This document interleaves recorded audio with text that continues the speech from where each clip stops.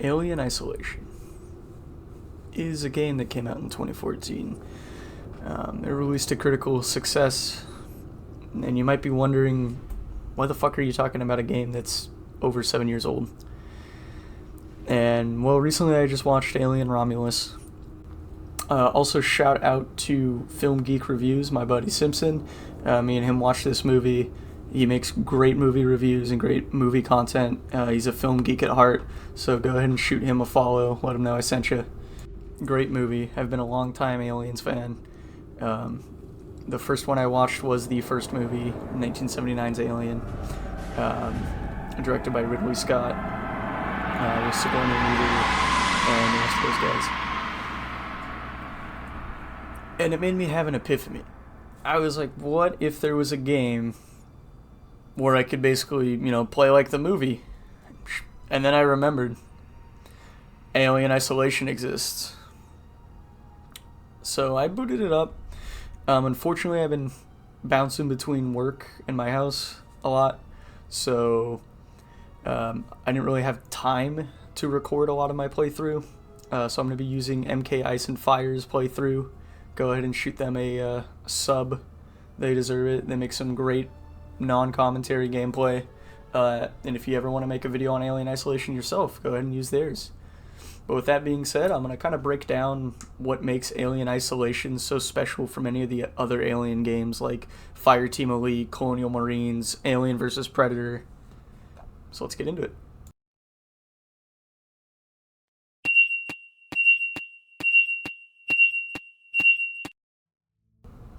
So, Alien Isolation opens up with Amanda Ripley, who is the daughter of Ellen Ripley, and it's in pursuit of trying to figure out what happened to her mother's ship, the Nostromo. If you've watched the movies, you're aware of what happens. She makes it out alive with the cat in hypersleep or cryosleep. And Alien Isolation is about Amanda's journey. You have Samuels as well, who is on the team. I believe he's synthetic, if I remember correctly. They're kind of unimportant characters. Samuel, Taylor, Verlaine, which is the captain.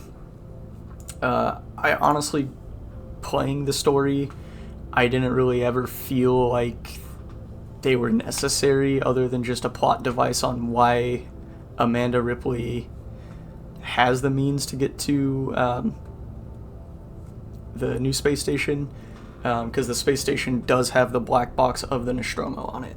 And that's kind of your whole driving goal in this game. But with that being said, the world building is amazing. It does really feel like you are in the Alien movies.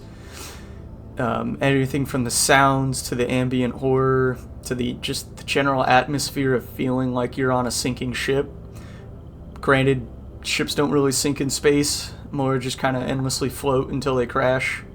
But you really do feel like you're on this skyscraper of a ship with its own little, ecosystem inside. And not only that, but even the details are like futuristic 80s, just like the movie. You've got large, boxy, almost DOS boxes, but they're also futurized. Things like automatic doors. You've got ventilation ducts that open up in a spiral instead of your standard just kick a grate. But that's also kind of one of the beautiful things about this game is with the world building, I'm not questioning like I would in Dead by Daylight or any of those other types of games of why am I hiding in a random closet? It feels natural. It feels like it's meant to be, which is exactly what the devs were going for. The devs were going for authenticity as well as immersion. When I played this game, I don't get scared of horror games. Mostly they just don't really fit me in that kind of shoes of the person I'm playing as. I don't feel, except for Outlast. I'll give Outlast a chance. That's okay. But anything else, it's hard to picture myself in the shoes of the character I'm playing as, such as Resident Evil or anything like that. They're still great games. It's just I can't picture myself in the shoes. As well as the xenomorph is unlike anything else you'll see in a horror game. It not only adapts to what you do, but it also learns from what you do. So if my playstyle is kind of like a rat, I'm grabbing stuff, I'm building stuff, and I'm hiding, the alien's going to pick up on that. And the more that the alien AI realizes that I just hide and I don't fight back or anything like that, its new motive is going to be check any possible hiding spot. And that's what really makes it unique, is I've never played a horror game where the AI is trying to outwit me at every move. It's trying to predict what I'm going to do. And it also adds a really nice gameplay loop. You can't get too comfortable with what you're currently doing playstyle wise, or the alien's going to adapt. You have to mix up playstyles, and because of the way the environment's set up too, it allows for that. Not one playthrough is going to be the same as your last. Whether it's other AI that get in the way, such as synthetics or humanoids that get in your way, and you don't want to make too much noise fighting them, because then the alien's going to drop through a vent and kill you all. Sir, excuse me, English or Spanish? English. Whoever moves first is gay. Baby, you got something in your nose. Sniffing that K, did you feel the whole? Let's talk about the alien's AI. I can't really do it any justice on how it actually works, but I did watch this great video by Slippery Slides. Go ahead and shoot him a follow or a subscribe. And I'm just going to roll this clip. Talking about when I use certain terminology, when the alien is outside of the vents and could potentially seen by the player, this is what's known as front stage. When the alien is inside the vents and the player can no longer see it, the alien is in what's known as backstage. Makes sense, right?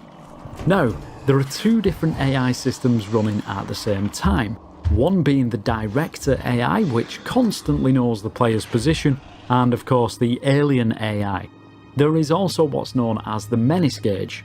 So as the director AI knows exactly where the player is at all times, it sends the alien closer to them. Therefore, the menace gauge increases. However, from then, it's up to the alien to hunt the player down using its own AI. Once the menace gauge peaks, so long as the player hasn't made any silly mistakes like sobbing into the microphone on the Xbox version, the director AI backs off the alien to a safe distance, lowers the menace gauge, and the process starts again. And thank you to Slippy for that great explanation. And with my personal experience with the alien, it does constantly feel like he's hunting you. Like you feel like you should be looking over your shoulder at all times, that it's just not, there nowhere is safe. And that's kind of what the movies capture. The original movies, and yes, I'm going to keep comparing the game to the movies, because you strip away all the great world building, great AI, it's a generic first-person horror game deep down. And I know it's a very controversial opinion, but you strip away all of the great aspects of it, the AI, keeping in theme, world building, just all that, it kind of boils down to a generic first-person horror game. My tip creaming right now. My tip sticky.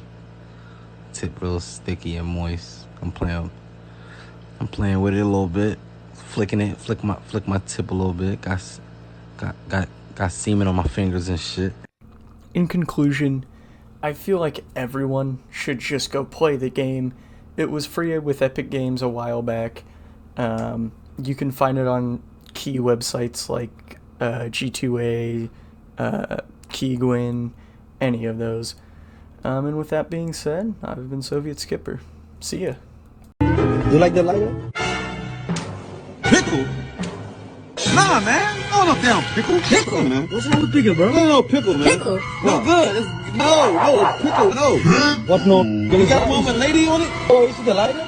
Give me one with, no pickles. No. What's wrong with that, bro? Pickle, no good. Pickle, no good. Who said pickle is not good? Pickle no good.